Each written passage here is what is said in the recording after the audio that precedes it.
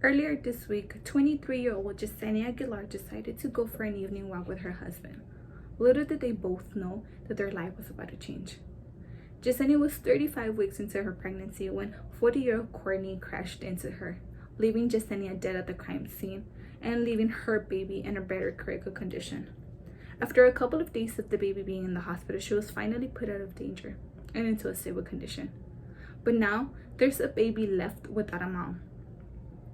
She's gonna grow up, a life just started, and her mom's life has been taken away. And all by one person and one choice. And that was the choice that Carol made, that she was in the right mindset to go for a drive after she had been under the influence.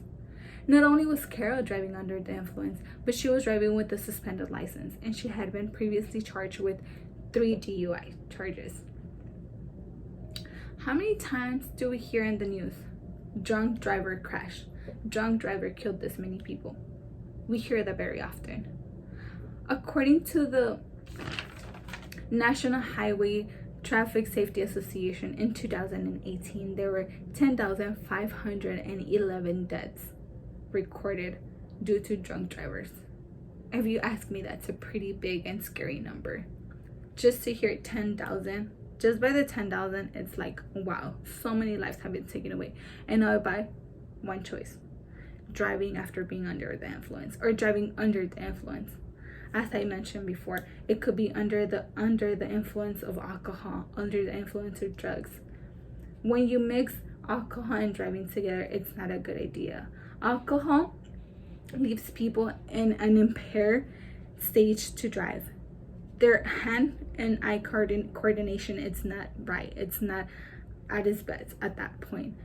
And if that's not good, imagine what it does to their thinking. They think, you know what, I had fun, I had a few drinks, I'm ready to head home. Yes, you're ready to head home, but are you being cautious? Are you being aware of what the consequences of that might be? Most of the time, the drivers are not. Not only are they putting their own lives at risk, but they're putting other innocent people's lives at risk too. The big problem here is that thousands of lives are being taken away by drunk drivers. According to research, every day, almost 30 people in the US are in drunk driving crashes. Maybe those crashes don't lead to fatalities or to death fatalities or anything like that. But, people get arrested, people get thrown into jail because of driving under the influence. All you gotta do is just have 0.08 or higher on your system for you to get a DUI, or for it to be considered already something of that sense. Once again, if we look at the numbers, it's pretty scary how many people are dying, and once again, all because of one choice. And it's pretty simple. Let me give you an example. If you're with a group of friends, you're drinking, you're having fun, you're enjoying yourself, having a good time. If you're gonna be drinking, all you gotta do is have a designated driver. Or it's simple as, nowadays we have Uber, we have Lyft, we have, people that you could call. Don't risk your life. Why put your own life at risk? Why put other people's lives at risk when all it takes is one call, one message, or just having someone, hey, can you order me an Uber? Hey, can you order me a Lyft? Can you give me a ride? That's all it takes. It doesn't have to take so many people's lives. It doesn't have to take no one's life, in order for you to get home safe, and for you to just go out there and do something crazy. At the same time, you might be getting out of a party. You're like, you know what? I'm okay. I'm a good driver. I didn't drink that much. Okay, you might have not drank that much, but you don't know 2 blocks away from where you're at, and another person could have been drinking a lot more than you did. And is that person being cautious and it's being aware? Maybe not. And what that might lead on to, it's a crash, a fatality. How many more cases do we need to hear about in order for us to understand that alcohol and driving don't go together? That it's not a good choice. Fortunately, there is an organization out there that it's actually fighting for the structure of drunk driving regulations to get stricter and to get tougher on, on those people that they do that. And that's the MADD, the Mothers Against Drunk Drivers. They are fighting for underage drinking regulations, and for drunk driving to stop. And that's a nonprofit organization that cares about a pretty big issue that we have going on in today's society. Like every day we see a lot more cases of people drinking and driving and getting into crashes or killing people, or so many deaths. Like I said earlier, how many times have we heard it in the news?